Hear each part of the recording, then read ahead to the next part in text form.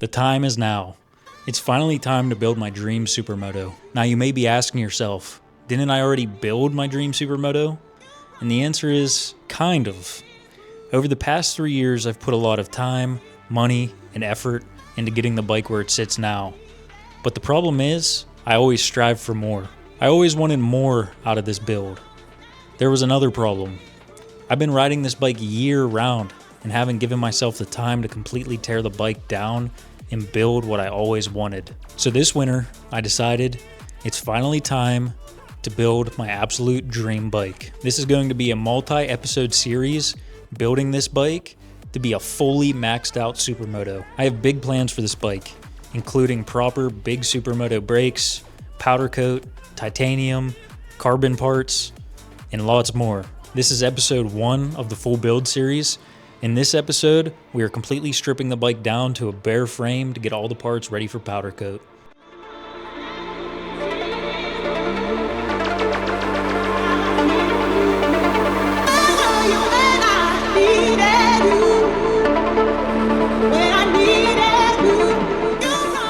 This was going to be a new experience for me. I've torn this bike apart a million times and worked on a bunch of different things, but I've never completely stripped the bike down to a bare frame.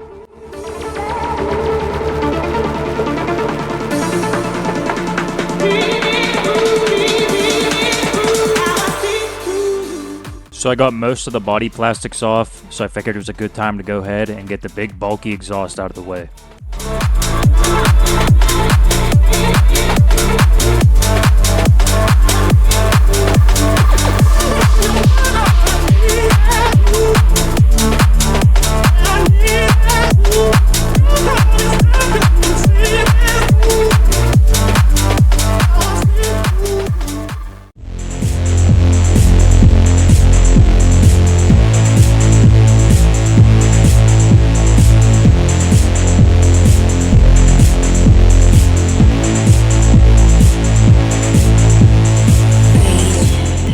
This mid-pipe of the exhaust was absolutely seized together and I could not get it apart for the life of me.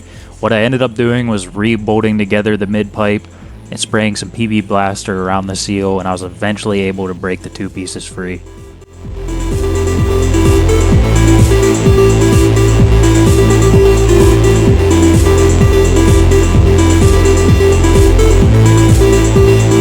After I finally got the pipe off the bike, I figured it was a good time to move to the rear of the bike and get the rear fender off. I have a custom stunt subframe back here, so I had to remove that before I could remove the plastic, as well as I had to disconnect all the electrical connections for the tail lights and turn signals.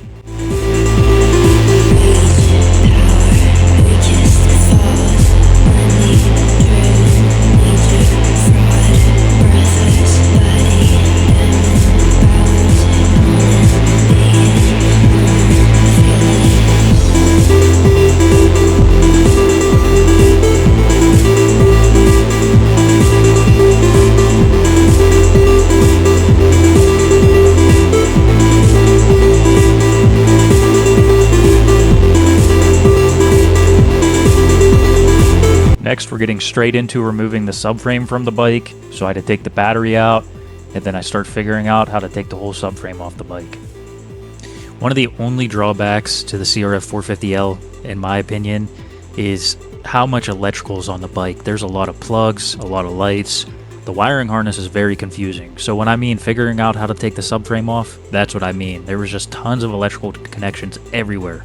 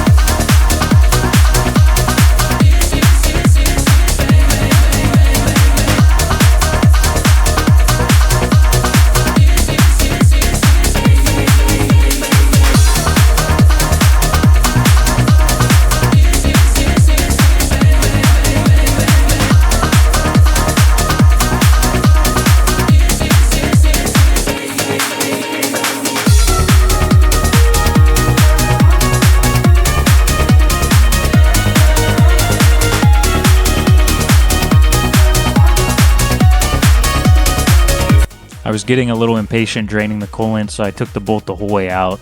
Made an absolute mess everywhere.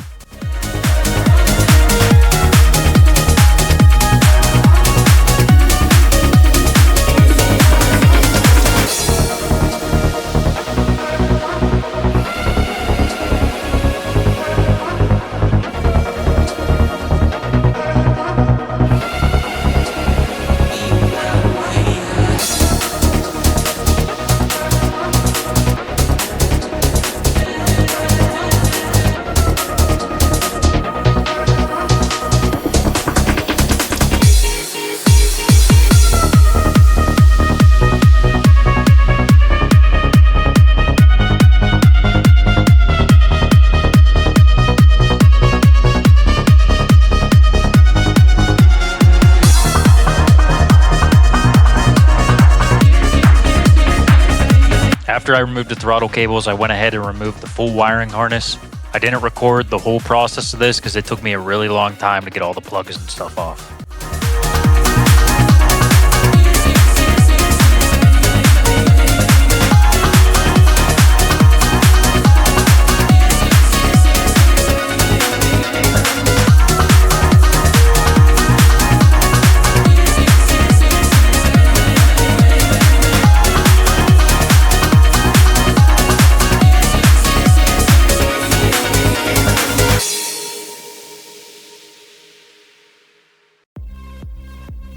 After what felt like forever, it was finally time to start getting the motor out, so I started removing the motor mounts and got the swing arm bolt off. By using a combination of lightly tapping on the swing arm bolt and the pry bar on the other side, I almost had the swing arm bolt out. But there was one problem: the rear shock was hanging up, so I quickly removed the rear shock and was able to slide the swing arm bolt out. Connecting the dots, black spots in my vision. I'll be blaming it on divine intuition. I'll be praying for. Needless to say, I was pretty hyped that swing arm bolt came out that easy. I know sometimes they can be a pain, but it was finally time to rip the motor out of this bike. After walking around and inspecting how I could get this motor out for a while, I knew it was going to be a challenge because there's a super tight fit in the frame, and I've never personally pulled this motor out of this bike. To the light, he was bound to take me home. If not, After messing around with this motor for what felt like an hour, and even resorting to watching some YouTube videos, I finally had the motor out of the frame, and man, I was hyped.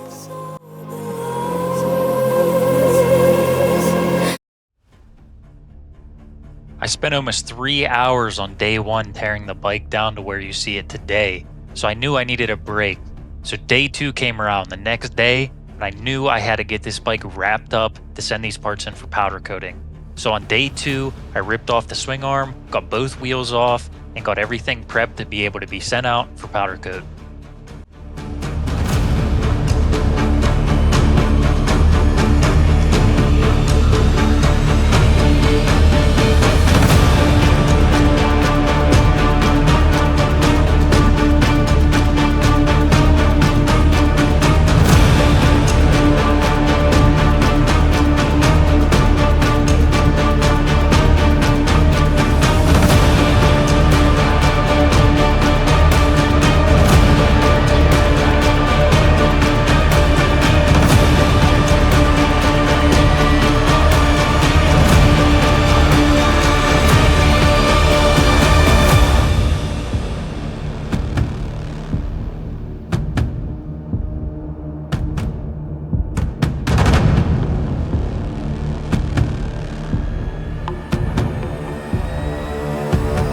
And there we have it. The bike is all ready for powder coat, completely torn down.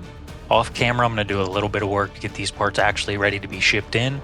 But other than that, in the next episode, we should have these parts back and start reassembling the bike, as well as restoring some of the parts I pulled off the bike. So make sure you guys subscribe, turn on the notifications so you don't miss an episode of this amazing build.